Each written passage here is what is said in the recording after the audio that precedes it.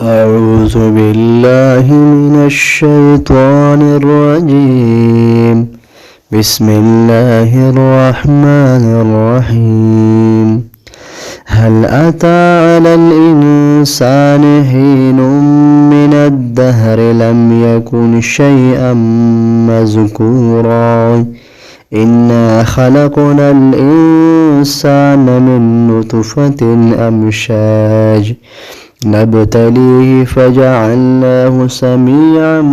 بصيرا إنا هديناه السبيل إما شاكرا وإما كفورا إنا اعتدنا للكافرين سلاسل وأغلالا وسعيرا إن الأبرار يشربون من كأس كان مزاجها كافورا عينا يشرب بها عباد الله يفجرونها تفجيرا يوفون بالنذر ويخافون يوما كان شره مستطيرا ويطعمون الطعام على حبه مسكينا ويتيما وأسيرا إنما نطعمكم لوجه الله لا نريد منكم جزاء ولا شكورا إنا نخاف من ربنا يوما عبوسا قمطريرا فوقاهم الله شر ذلك اليوم ولقاهم نضرة وسرورا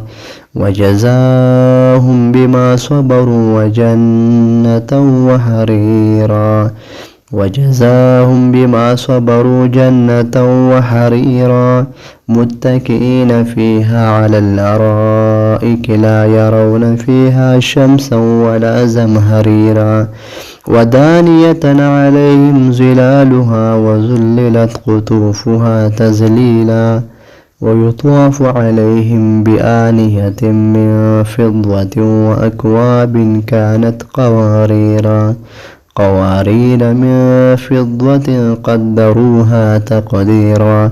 ويسقون فيها كأسا كان مزاجها زنجبيلا عينا فيها تسمى سلسبيلا ويطوف عليهم ولدان مخلدون إذا رأيتهم حسبتهم لؤلؤا منثورا وإذا رأيت ثم رأيت نعيما وملكا كبيرا عاليهم ثياب